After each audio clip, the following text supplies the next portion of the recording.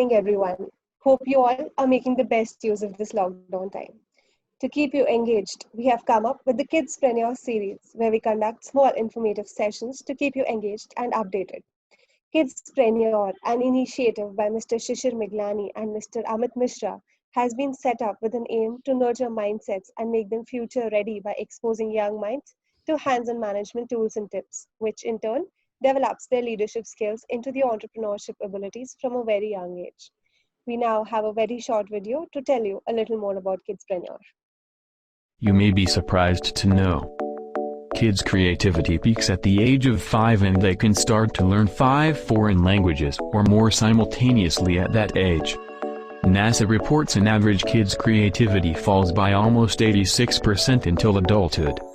A young mind is like a fertile land where ideas keep growing but fail to take proper shape in the absence of proper guidance.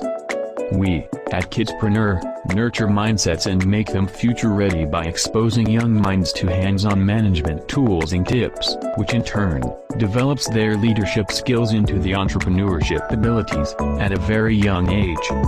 We implement simulation and real-time scenarios and gamify critical management lessons for effective learning. The entire activity is transformative to cultivate the thought process of becoming the future entrepreneur and employment creator. We skill, we test and we invest in teams with promising ideas without fear of failure, as we believe that we must prepare kids for failure and the success will follow. Creating thought leader for tomorrow. Find out more about us on kidspreneur.com or visit us on social networks. To continue the exercise of keeping you engaged, today we have with us Mr. Amit and Mr. Swarandeep. Mr. Amit is a pro networker and strategist who believes in the mantra of doing and giving back to the society. He works closely with relevant government and private agencies working in the space of entrepreneurship in India in supporting their startup-related initiatives. He is also a TEDx speaker and has been strategically involved with some of the renowned startup reality TV shows in India. Welcome, Mr. Amit. Thanks a lot, Aditi. So I think I will take this time to talk about a little about the reason of Kidspreneur. So Kidspreneur is an initiative where it started from our own experience of talking to entrepreneurs day in day out, and what we realized is that we probably need to nurture this talent a little early so that people can adopt and learn and scale faster whatever they're doing. The other thing is we are not just pushing entrepreneurship towards kids. We are also talking about UN SDGs, which we are going to talk more about, with Swaran. The idea is to create thought leaders who can, one, consciously look at how people and problems can be, together be solved, and what are the challenges which as a society which we are facing, right? So we are in a pandemic right now. This was something which was unexpected by anyone. So these are the kind of challenges which there could be a preemptive approach so that these guys can do more about it. So Swaran, thank you for taking out time and talking to us. I think my first question before you introduce yourself, and I think you probably can introduce within your introduction, is you are called the yellow pages of networking in the startup ecosystem. How does that happen? Sure.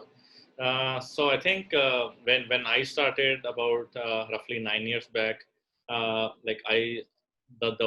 of the daily habits or rituals that I adopted was to help someone on a daily basis, even if it is say 1 or 2 people, but help them in whichever way you can and add value to whatever they're doing, whether it is entrepreneurs, whether it is employees who need help with say jobs and others.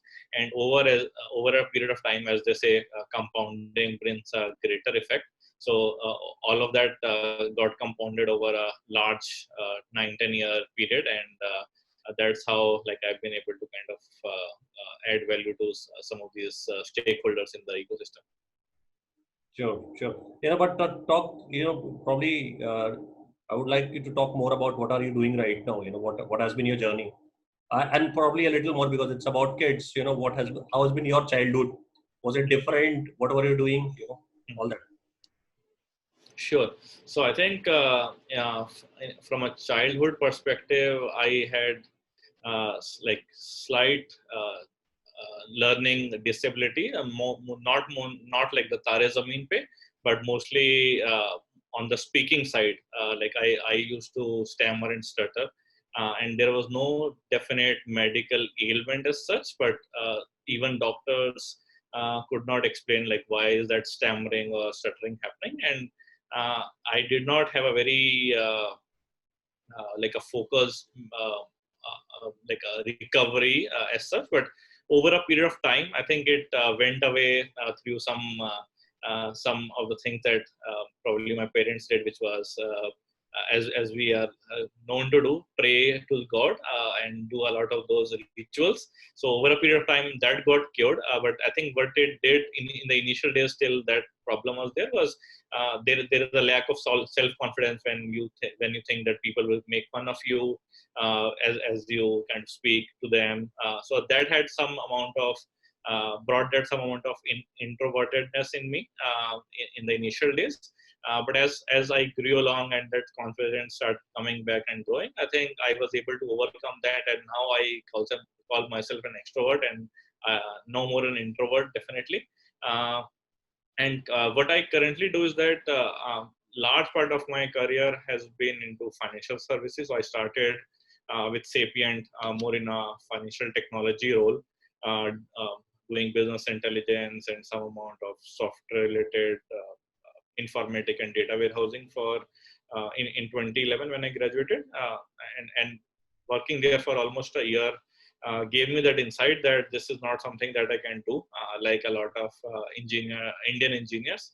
One of my interest areas at that time was financial services. My dad happens to be an independent stock trader. He trades for himself, and seeing him trade and also attend a lot of budget discussions and forums with him, like developed that curiosity in me to explore this side of thing, which is typically which people or engineers do after they pursue their MBA. But I started early on in that sense. And after a year at Sapient, I moved over to BlackRock, which is the world's largest asset manager, or does investment management. They invest on behalf of their clients.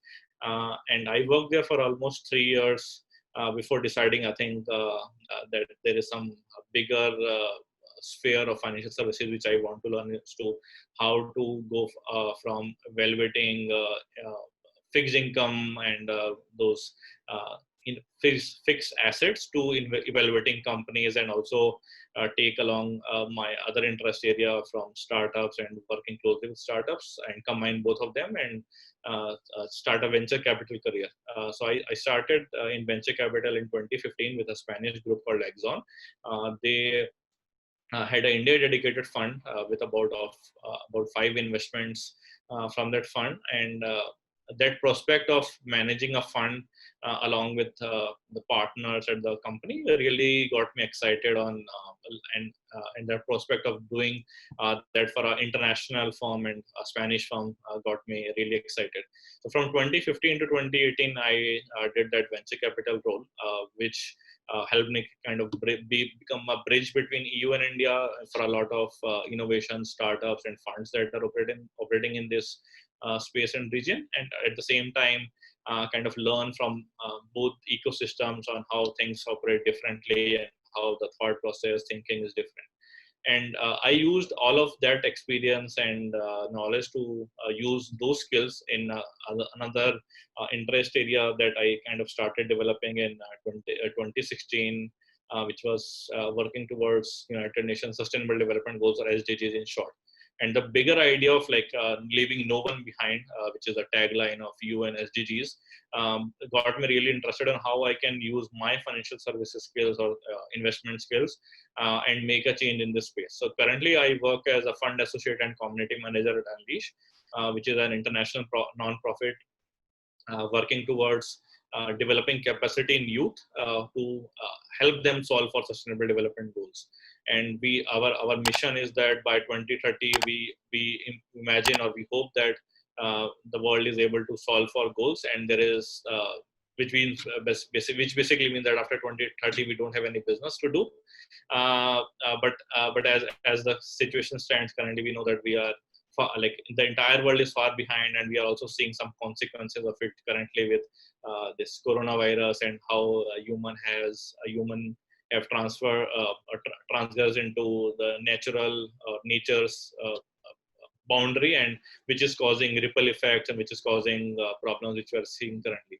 So I currently work with about 100 to 150 social entrepreneurs who have attended Unleash and graduated from Unleash. Now we call them talents and solutions that they've come up with to help them connect to the industrial organizations and industrial partners to figure out their first paying customers, do pipe pivots, connect them to the industry impact investors and other investors in that space.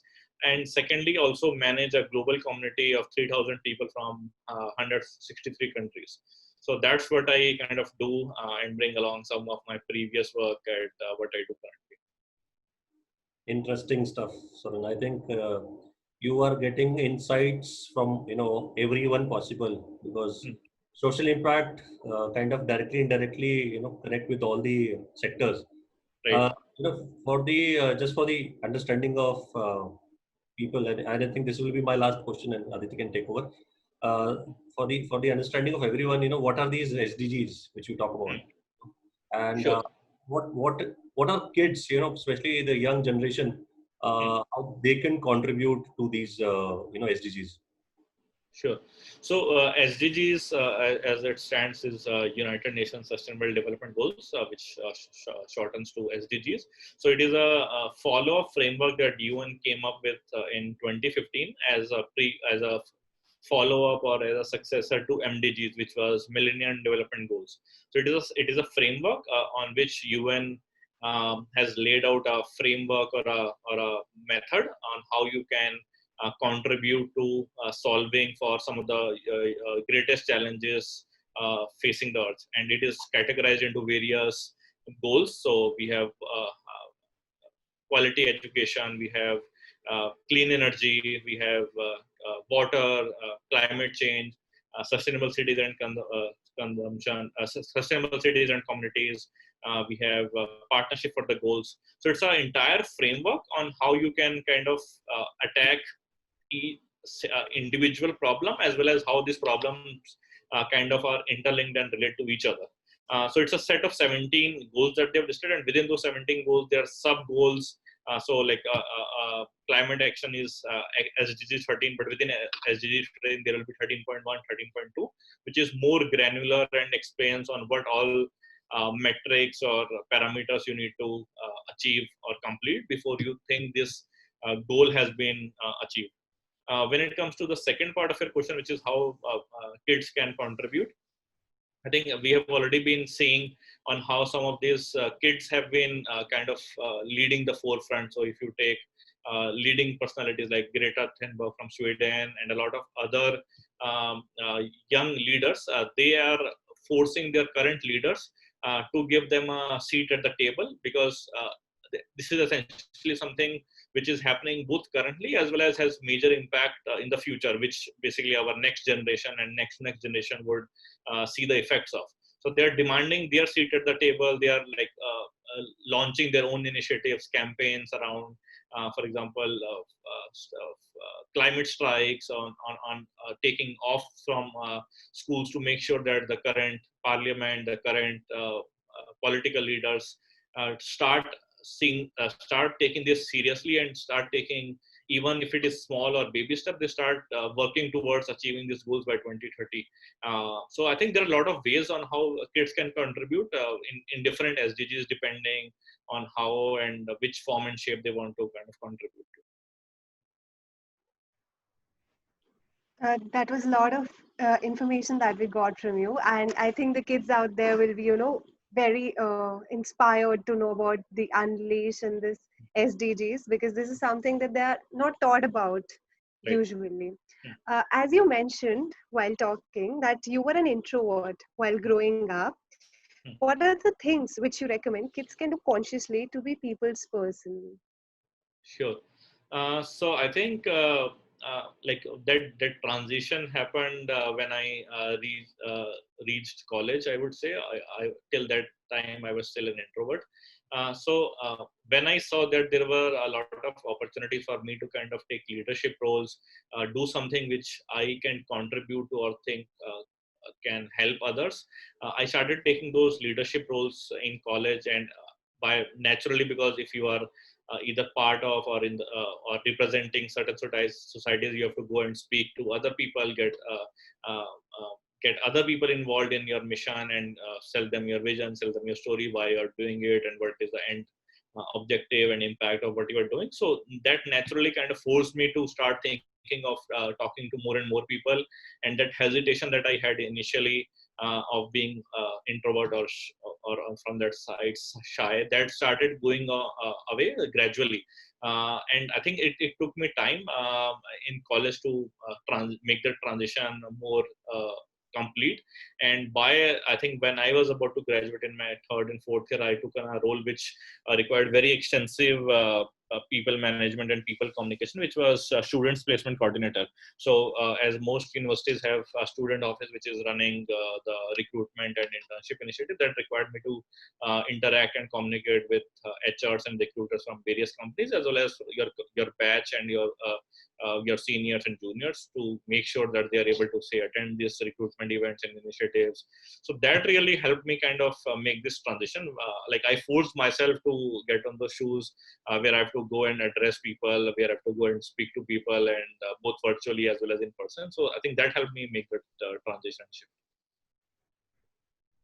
I hope the kids who are watching this session will get a lot of tips and they'll start getting into the co-curricular activities and leadership roles from now only, so that they also, can become someday like you. The kids want to know that like there are so many people who would like want to be a part of the Unleash program. So how do you select the talents who join you and who don't? Sure.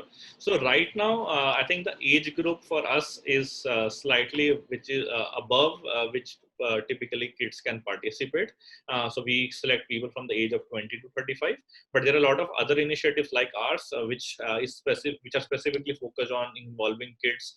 For example, I am a part of an initiative or network called Teach SDGs, which is specifically focused on how teachers and other people can educate around SDGs in various schools, colleges, universities around the world. So a lot of times we have seen both teachers, principals, and even kids taking up that role, and they do sessions on a weekly basis or on a fortnightly, monthly basis in their own schools. They themselves understand or get those briefings from people who have been in this space, and then they use that to kind of relate to their peers and their communities.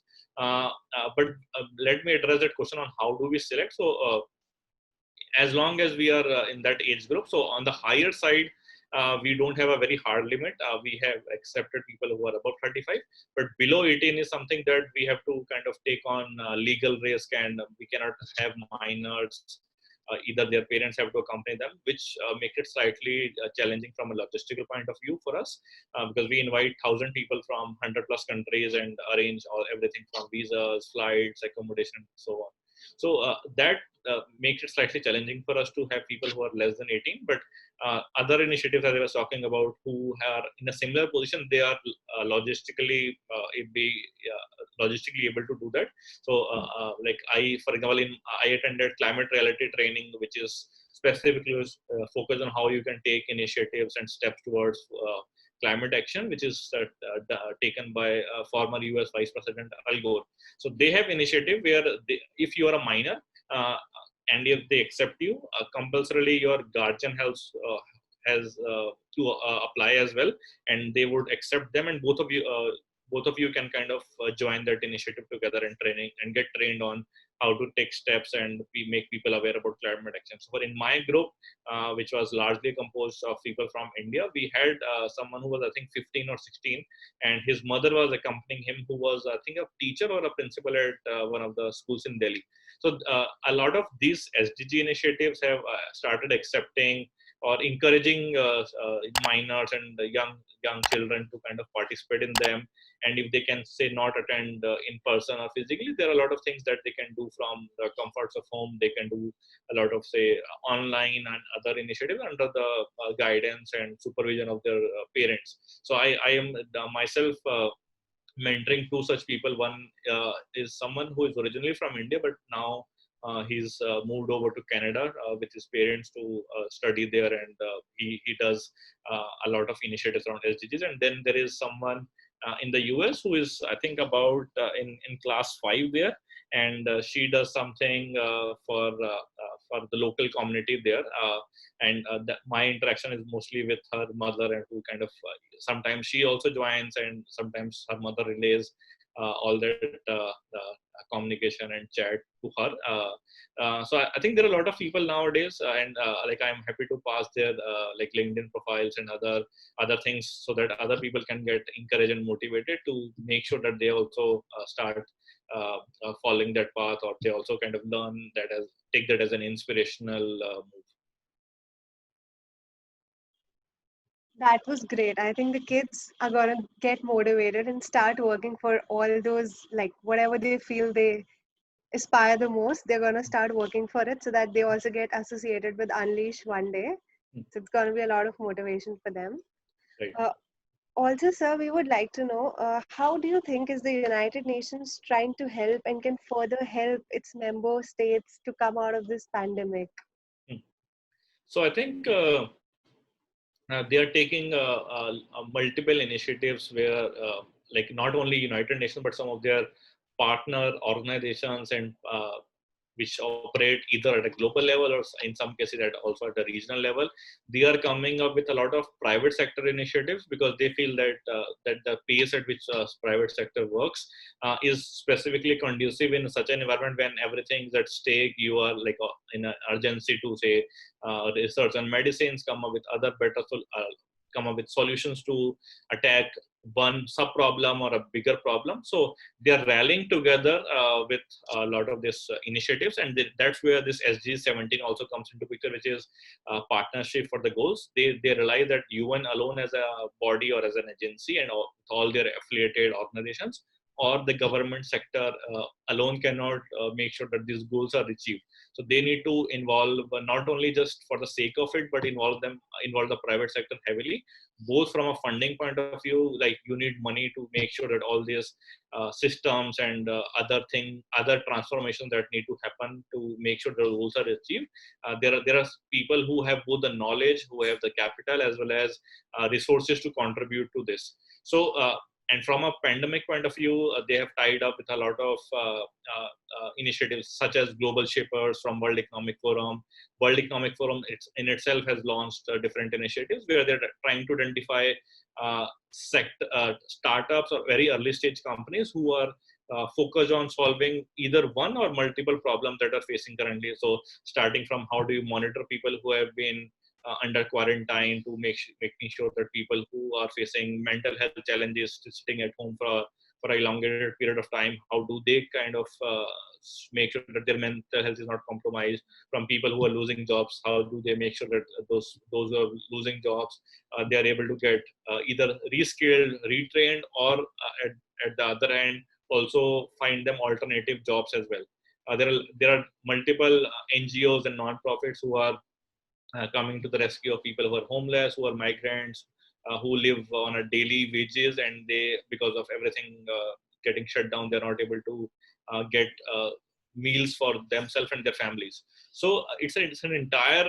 kind of effort that is coming up, where UN has a lot of know-how and knowledge of how to rally everyone together, and I think they are playing that role really well and effectively on involving everyone together, both from a financial point of view as well as implementation point of view, so that on-ground impact can be created. Given the scale and given how international bodies, they need people on the ground who can go and implement that stuff. So I think they're doing it in that sense, and I must kind of commend them on like whatever initiatives that they're taking. That was great, sir. Sir, one more question. So how do you foresee the young generation or the school kids can play a major role in the future, and how should they be taught and made aware about the SDGs so that they can also Sure. participate, actively in the future? Sure. So I think in terms of awareness about SDGs, there are multiple resources, both online, in person, and physically.